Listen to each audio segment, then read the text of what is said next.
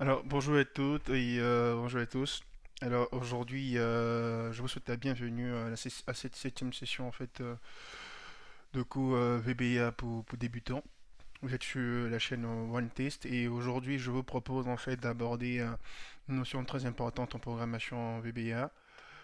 Si vous vous rappelez bien, lors de notre première séance, nous avons répondu à la question à quoi peut servir le langage VBA et notamment nous avons vu que nous avons la possibilité d'actualiser des actions répétitives, d'interagir sur des classes Excel, mais aussi la possibilité de créer des formulaires en fait personnalisés.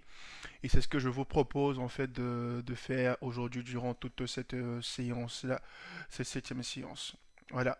Donc pour ce faire, nous allons bien évidemment partir dans l'environnement de développement de VBA. Donc pour rappel, voilà, il faut aller dans l'onglet développeur, ensuite Visual Basic, et là nous avons automatiquement la fenêtre, l'interface qui nous permettra en fait d'écrire notre code, tout ça. Alors ici, ici nous avons la possibilité de notre projet VBA ici qui est VBA 7, nous avons la possibilité ici d'insérer un user form, ici qui est notre interface graphique que nous allons faire tout à l'heure, d'insérer un module et d'insérer un module de classe. Le module de classe, je le réserve pour plus tard. Alors, on va insérer ici un user form. Voilà. Et comme vous pouvez le voir, ce user form là, c'est un peu comme une fenêtre, mais une fenêtre vierge. Et sur cette fenêtre là, il y a rien en fait à l'intérieur. Par contre, quand je clique là-dessus, il y a une boîte d'outils en fait qui apparaît. Une boîte d'outils. Bah, à quoi est-ce qu'elle me sert en fait? Bon, on verra ça par la suite. On voit bien que quand je clique en fait sur la fenêtre en fait User Form 1, il y a tout un tas en fait de propriétés que je peux avoir en ce qui concerne en fait le User Form, notamment ici le nom. Bon, on va faire exemple, on va changer, on va mettre A. Ah, vous voyez bien, le nom ici, en fait, ça permet de changer en fait l'appellation du nom de User Form ici. Par contre, on voit bien ici que là, nous avons User Form 1. D'accord, donc User Form 1, on peut peut-être, on va dire, bon, on va essayer de le changer. Donc, on va regarder parmi les propriétés en fait qui sont attribuées en fait à ce User Form. On descend, on descend, on descend, on descend. Là, je vois rien, je vois rien. Rien, qu'est-ce qui. Voilà, voilà, vous voyez ici, on a Caption.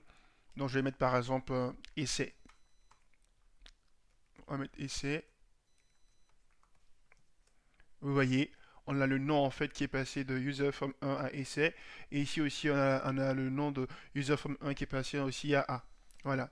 Donc moi, je vous propose en fait là de créer un petit formulaire qui permettra en fait à toute personne d'insérer son nom, son prénom, son âge, peut-être son adresse email, peut-être son numéro de téléphone. En tout cas, l'idée ici, c'est de faire une petite base de données. Voilà. Donc pour ce faire, bah, je veux personnaliser en fait mon interface, je peux l'agrandir comme je veux, diminuer comme je veux, voilà, voilà, je vais prendre ça comme ça. Ensuite, ma boîte d'outils, c'est ce qui me permettra en fait de faire quoi, d'adapter en fait mon besoin, d'adapter en fait ma fenêtre, mon interface à ce que je veux. Déjà, je vais renommer en fait cette fenêtre là, au lieu de l'appeler essai, je vais l'appeler inscription. Ensuite, ici, je vais l'appeler A, mais ici, je vais juste l'appeler formulaire. Voilà. Donc ici, vous voyez, j'ai formulaire, j'ai inscription. Maintenant, je veux pouvoir faire apparaître pour que lorsque je lance mon programme, l'utilisateur puisse savoir par exemple où est-ce qu'il doit rentrer son nom, où est-ce qu'il doit rentrer son prénom, où est-ce qu'il doit choisir en fait, il doit mettre son âge, où est-ce qu'il doit mettre peut-être son adresse email. Donc ici, on voit que là ici c'est intitulé, ça apparaît. Ici c'est zone de texte, ici c'est zone de liste modifiable, ici c'est zone de liste, ici c'est des cases à cocher. Bon, moi je veux aller le plus simple en fait, je prends intitulé. Vous allez voir ce que c'est intitulé. Alors, je prends ici par exemple l'intitulé, je dis non. C'est pour dire que c'est là qu'il va écrire son nom. Je lui demande d'écrire son nom. Ensuite, je vais prendre prénom. Il suffit de juste prendre et de glisser. Prénom, tac. C'est vraiment très, très passionnant, je l'avoue. Ensuite, on a dit nom, prénom. On a dit qu'on prendrait en fait l'email. Voilà. Et en dernière position, on va pas faire quelque chose de très long. On va prendre l'âge. Voilà, l'âge de la personne. Donc, on a fait ça, mais il faudrait qu'on fasse, on puisse mettre un champ dans lequel en fait l'utilisateur pourra mettre euh, globalement sont les informations qu'on lui demande. Et là, ce sont les zones de test. Les zones de test qu'on mettra ici comme ça, ici, voilà. Une zone de test qu'on mettra en face du prénom. Une zone de test qu'on mettra en face de email. Là, il faut que je l'agrandisse. Voilà. Une zone de test qu'on mettra aussi en face de l'âge. Voilà. Maintenant, j'ai fait, c'est vrai, c'est pas la mise en forme n'est pas top, mais ici j'ai le nom, ici je peux mettre le nom, j'ai le prénom, je peux mettre le prénom, et j'ai l'email, je peux mettre l'email, âge. Et toutes ces informations, quand je veux les mettre, il faudrait bien qu'elles puissent se stocker quelque part. Donc, il faudrait que je puisse soit en fait valider ces informations-là ou les annuler. Donc, pour ce faire, je vais créer ce qu'on appelle un bouton, ce qui va nous permettre de dire, ben, ok, quand l'utilisateur en fait a rempli tout ça, j'appuie sur OK, et puis ça va directement se mettre dans une base de données en fait quelconque. Actuellement, on s'en fout en fait de la base de données.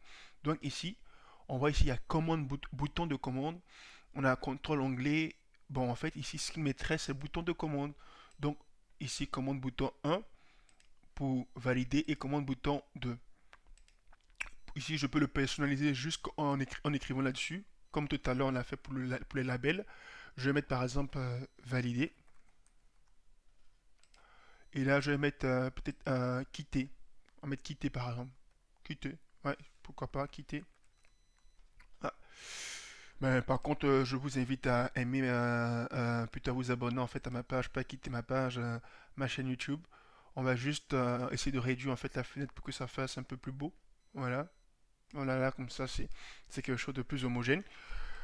Maintenant, qu'est-ce qu'il nous faut en fait ici? Il me faut une base de données, c'est-à-dire pouvoir relier en fait cette fenêtre-là à ma base de données. Et comme vous le savez, en fait, une base de données, c'est un peu comme une matrice avec une matrice avec des lignes, et des lignes, et des colonnes, des champs, où on peut venir stocker en fait des informations. Et nous avons l'avantage d'avoir les feuilles d'Excel qui peuvent être utilisées comme des bases de données. Donc, si je reviens ici, par exemple, à la feuille ici, je vais créer en fait une nouvelle feuille que je vais l'appeler base données. Et ici, je vais créer nom, prénom, email et âge. Donc, ce qui fait que le nom correspond en fait à la première cellule, ainsi de suite, et tout se localise en fait sur la cellule, sur la ligne 1. Ça va beaucoup nous aider en fait de pouvoir répertorier en fait les choses comme ça. Voilà. Ensuite, je repars dans mon classeur, dans mon environnement de développement. Ici, on va voir si on peut compiler. Pour compiler, déjà, c'est ici, exécuter la macro. Je fais ça, il me demande de choisir en fait une macro. Ce qui est normal, parce que même pour appeler en fait cette interface-là, il faut écrire une ligne de code qui permettra en fait d'appeler en fait cette interface-là. Donc, c'est ce qu'on va faire là maintenant. Et pour ce faire, il faut le faire dans un module. Vous vous rappelez bien d'un module. Moi, je vais appeler mon module ici Start. C'est pour dire que c'est pas là que tout commence. Et ici, je vais déclarer une procédure. Je vais l'appeler main, c'est la principale. Et je vais dire pour pouvoir lancer une macro, faire afficher en fait un user form, c'est-à-dire une interface, il suffit simplement de prendre le nom de user form. Tout à l'heure, on a mis ces formulaires. Et vous voyez, je me point parce il sait déjà que formulaire, celui qui est là, automatiquement, c'est un user form. Donc, et je dis que bon, je veux montrer en fait mon user form. Donc, pour montrer, c'est quoi? C'est show en anglais. Donc, formulaire show, point show. Et donc là maintenant, je peux faire quoi? Je peux compiler. Je compile et vous voyez bien, j'ai bien mon formulaire en fait qui apparaît. Je peux écrire ce que je veux. J'écris. Et je peux valider. Ah purée, je valide, mais il n'y a rien en fait qui se passe. Il n'y a pas de nom en fait ici qui s'incrémente. Il n'y a rien en fait qui se passe là. C'est juste parce que là, jusqu'à présent, j'ai pas encore relié mon user form à une quelconque feuille en fait d'Excel. Et c'est là maintenant ce que nous allons essayer de faire. Essayer de faire. Voilà. Alors donc je reviens en fait à mon code. Pour ce faire, en fait ici il y a deux méthodes. On peut soit écrire les lignes de code dans l'user form, Ce que je recommande pas en fait la plupart du temps parce que ça va surcharger en fait le user form. Ce que moi j'ai l'habitude de faire, c'est que j'écris je crée des modules ici et que j'appelle en fait les fonctions que je crée, mais les procédures que je crée dans les modules, dans les différents user forms que je peux créer. Ça permet d'avoir en fait un code assez en fait simpliste et moins chargé et de moins charger en fait l'user form. Voilà, ça c'est mon avis. Mais dans cet exercice-là, je vais faire le contraire. Je vais écrire directement les lignes de code dans l'user form. Et pour ce faire, je fais un clic droit et je fais code. Et ça me permet en fait d'accéder en fait à l'environnement où je pouvais en fait commencer à écrire en ce qui concerne en fait user form. Donc voici ça. Donc on va revenir maintenant là parce que je vais vous montrer quelque chose. Quand je clique de la même manière que tout à l'heure, on cliquait sur le user form, on avait les propriétés. Quand je clique ici, par exemple, on voyait bien, j'ai textbox 1, textbox 2, textbox 3, textbox 4, ainsi de suite. Moi, ce que je fais habituellement, c'est quoi? C'est que je renomme en fait les textbox et je les adapte en fait au libellé des intitulés que je veux, de sorte à ce que je puisse facilement en fait me retrouver. Donc ici c'est textbox 1, moi je vais mettre par exemple TB, TB non. Ça c'est TB non. Voilà. Ici, je vais mettre TB prénom. TB prénom. Ensuite, TB email. TB âge. Vous voyez, assez simple. Non, ainsi de suite. Voilà. Vous allez me dire, c'est fini. Maintenant, c'est pas encore fini. Il faut maintenant que je relie en fait ça maintenant à ma feuille Excel. Donc, pour ce faire, comme c'est ici que je dois valider, c'est ici que je vais écrire en fait ma ligne de code. Mais là, quand j'ai mis commande bouton un clic, je vais l'effacer. Pourquoi est-ce que je le fais? Parce que je veux aussi renommer ça de sorte à ce que je puisse facilement me retrouver. Donc je mets CB val pour dire valider. Et ici je mets CB pour dire quitter. Voilà. Bon, est-ce qu'on se suit jusqu'à présent? Et là je fais code. Et vous voyez, il y a CB clic qui apparaît maintenant. Et ça me permet en fait de me retrouver plus facilement. Donc ce que moi je veux, c'est qu'à chaque moment que l'utilisateur rentre en fait ses informations, le nom et le prénom, on va supposer déjà en fait que on a un bon utilisateur en fait qui connaît son nom, son prénom, son email et son âge et qui met toutes les informations qu'on lui demande. Et quand il met, on va pas faire de conditions pour dire bah s'il rentre pas en fait une ligne en fait on va lui envoyer un message pour lui dire remplis telle chose, on va pas le faire pour le moment. On va juste faire le cas le plus simpliste en fait possible. Voilà. Et donc pour ce faire, on va toujours mettre notre mot-clé option explicite qui va beaucoup nous aider dans ce code-là. Ensuite, déjà, il faut repérer ici le nom. En fait, c'est la première colonne et on veut commencer en fait à la ligne 2. Voilà, à la ligne 2. À la ligne 2. Voilà. Donc c'est principalement ça. Mais si on veut que déjà on va faire le cas le plus simple. Le cas le plus simple c'est ok, donc je suis comme ça. Donc je veux que quand ça tape, donc du coup ça fait que la cellule, on va prendre c'est la cellule 2 de la colonne 1, point, vous vous rappelez, value est égal. Cellule de colonne 1, point value est égal, on va dire TB, vous vous souvenez, TB non, point value. Et je fais pareil, cellule 2 je vais juste copier 4 fois pour gagner en temps.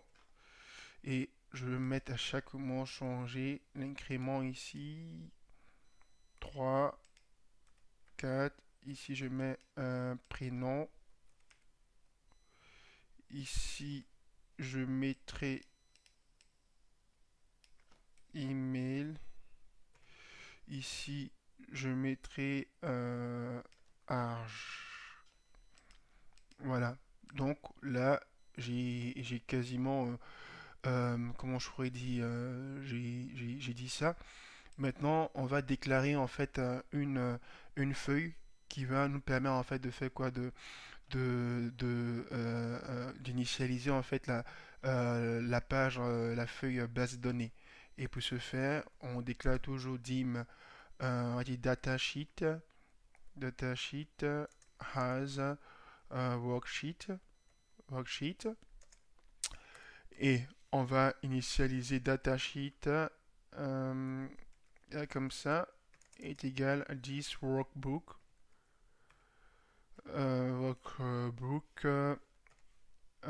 point sheet and tac tac comme ça, et moi je viens toujours ici reprendre le nom parce que des fois il y a du blanc en fait qui s'insère en fait entre les valeurs, entre les noms. D'accord. Alors, du coup, donc là c'est bon, on a le datasheet, tac tac. Bon, ce qu'on peut faire aussi, c'est quoi? Ben, je vais prendre datasheet, je vais le mettre en fait partout là. Voilà, pour que on sache bien que c'est bien ça, c'est bien la feuille là qu'il faut prendre en compte. Je sais que des fois Excel me fait de faux coups, mais bon, on verra bien. Voilà, et maintenant on va essayer de compiler pour voir ce que ça va donner. Alors, pour compiler, je reviens toujours là, je fais compiler et je dis que je m'appelle Dupont du CHU, et que mon email c'est are@gmail.com, et que mon âge c'est 85 ans. Oui, hein, c'est 85 ans. Et vous voyez ici, on a automatiquement Dupont, Duchu, arrobase, voilà son mail et son âge. Ici, je change ici en fait, supposons que je vais ajouter en fait un autre nom, je vais mettre Apon, et puis je vais mettre Alette. Bon, les noms sont pas top, hein, mais excusez-moi, c'est pas, je suis là, je manque d'imagination là. Tac, tac. Et cette fois, la personne en fait a 58 ans. Ah, c'est pas mal ça. Et vous voyez en fait, les noms en fait se sont écrasés au fur et à mesure. Donc c'est pas intéressant. Il serait très intéressant de faire en fait un truc qui pourra en fait s'incrémenter au fur et à mesure. Et c'est ce que nous allons essayer de faire. Donc nous allons dire à notre code qui à chaque moment de récupérer la dernière ligne non l'une d'une colonne. Par exemple, je suppose que le programme est tel que l'utilisateur se doit obligatoirement de mettre... En fait, il peut peut-être oublier son prénom, oublier son email, oublier son âge, mais le nom, en fait, doit être automatiquement rempli. C'est obligatoirement rempli. Voilà, ça, c'est une condition que je peux ajouter, en fait. Donc, du coup, je vais me focaliser seulement que sur la première colonne, et du coup, je vais chercher à chaque moment la dernière ligne non nune, et c'est sur celle-là que je vais me baser pour coder, faire la codification. Donc, je reviens toujours dans la partie code et je dis quoi? Alors, je dirais que dernière, je déclare une valeur dernière ligne hein, est égale à cellule. Pour déterminer la dernière ligne d'un truc, d'une colonne, il faut prendre row, row.count, c'est-à-dire le nombre de lignes totales.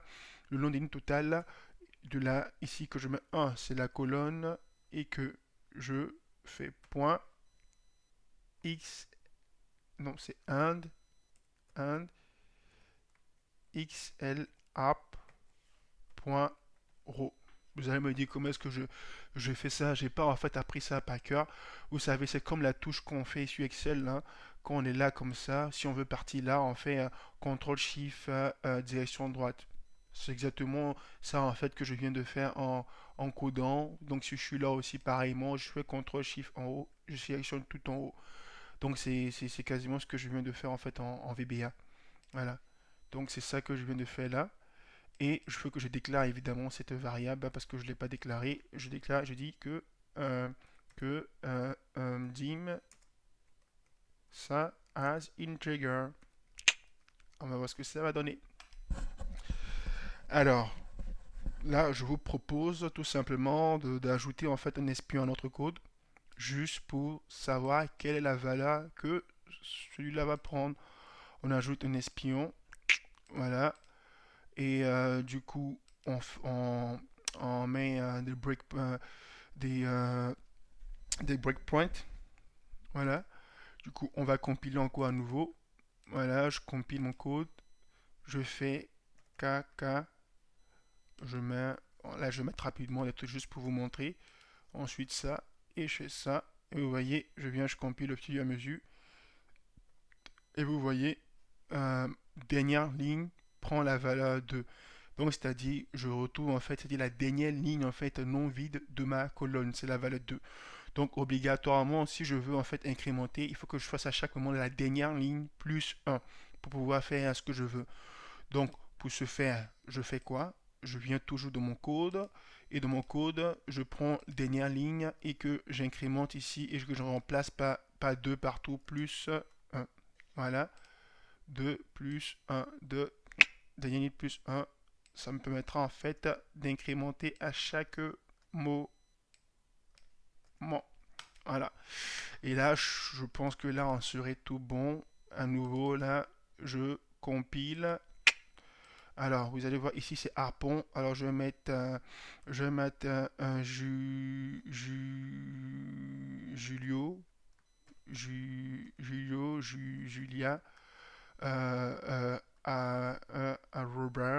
gmail.com.